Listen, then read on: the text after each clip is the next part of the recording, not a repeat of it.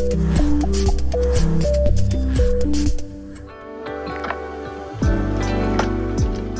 Steve Walker here from Promise Money, and in this short video I'm going to be talking about financing properties that you have purchased with the intention of creating holiday lets, serviced accommodation, bed and breakfast and the like.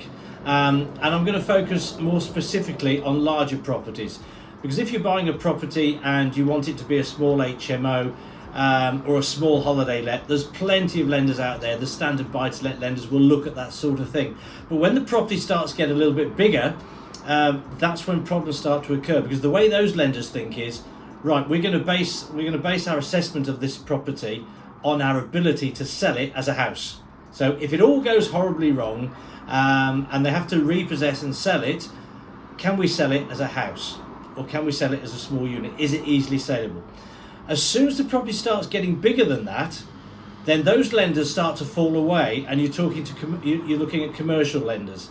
And with most commercial lenders, they want to see track record, accounts, etc. So that gives you a problem. And I'll quote an example that we're doing right at the moment. That gives you a problem if you've bought a property. You might have used bridging finance, you might have used your own cash, you could have spent a fortune on it, refurbishing it and getting it all bang up to date, and then you're going to use it as serviced accommodation, or it could be a bed and breakfast, or it could be accommodation for local workers or something like that, but it's too big to possibly be classed as a house. So those lenders have gone, and that gives you a scenario where you're wanting to finance this as quickly as you can, but most lenders are going to say, yeah, that's great, come back to when you've got 2 years account to show how well it's doing. But there is a solution, and here's my tips for you about what you need to do. So the first thing you need to do, and I'm going to use the service accommodation example as an example for you. So this is a property which was purchased it was previously a hostel, it was closed, it was bought, refurbished, and it's now a 38 bedroom service accommodation with management on site. And we can quantify what that cost of management is, but it's that as an extra complication, but we can quantify it. And the basis on which lenders are looking at this is they're saying, right, okay, well, tell us about the background of the person who's bought this property, done it up. Have they got experience of this? Therefore, can we rely on them fairly well? Yeah.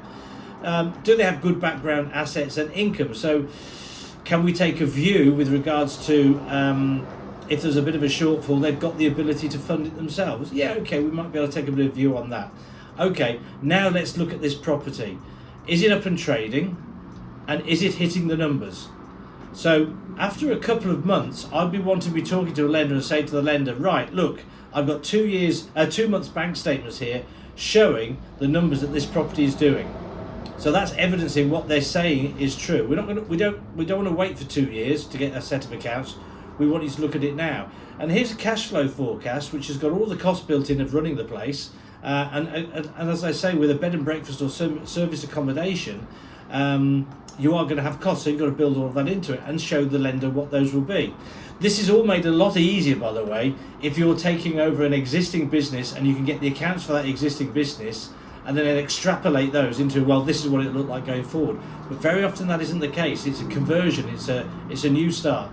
So once we've got a couple of months bank statements, I want to be knocking on a lender's door saying, right, what do you need to do for you to be able to accept this as it stands right now, because we're giving you cash flows, we're showing the background, we're telling you about the property, and we're evidencing right now that this the mortgage can be supported. The income that this business is generating is supporting the mortgage, taking into consideration all of its costs via bank statements.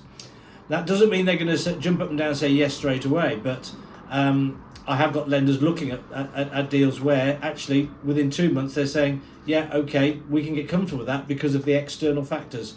But certainly within 6 months I'd like them to be saying yes, if not sooner. So those are the things that you need to be thinking about doing. Talk to somebody like us at an early stage so that we can talk you through how you prepare to get your refinance done as soon as possible.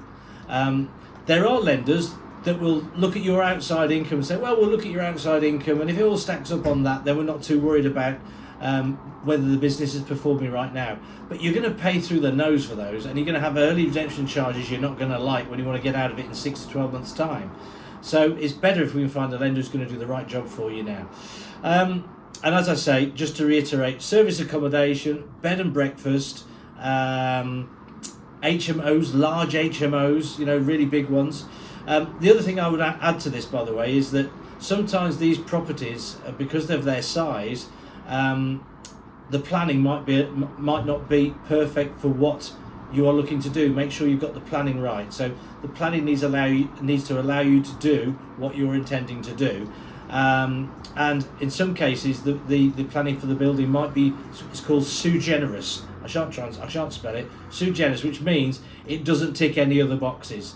And a lot of lenders don't like to lend on sui generis properties because they can't pigeonhole it. But these lenders will look at sui generis as well. I think that's all I can tell you right now, just to give you a flavour for getting the ball rolling when you're doing this. So to reiterate, make sure the planning's right, get your projections done, get a couple of months decent trading under your belt, and evidence that with bank statements which shows that you are profitable. And if you've got the right experience behind you because you've done it before, and you've got a decent, you haven't got to be a multimillionaire, but you've got some decent assets behind you and some decent income independent of this new project, that's what we like to present to the lender. If you haven't got all of that, tell us what you have got and we'll do our absolute best for you. Anyway, I hope that was useful. Please subscribe to our videos if you haven't already. Please share them. Please like them, all of those things. And we'll catch up with you soon. So go to YouTube, promisemoney.co.uk, and our website, YouTube Promise Money, and our website, promisemoney.co.uk. That's it for now. Thanks a lot. Bye-bye.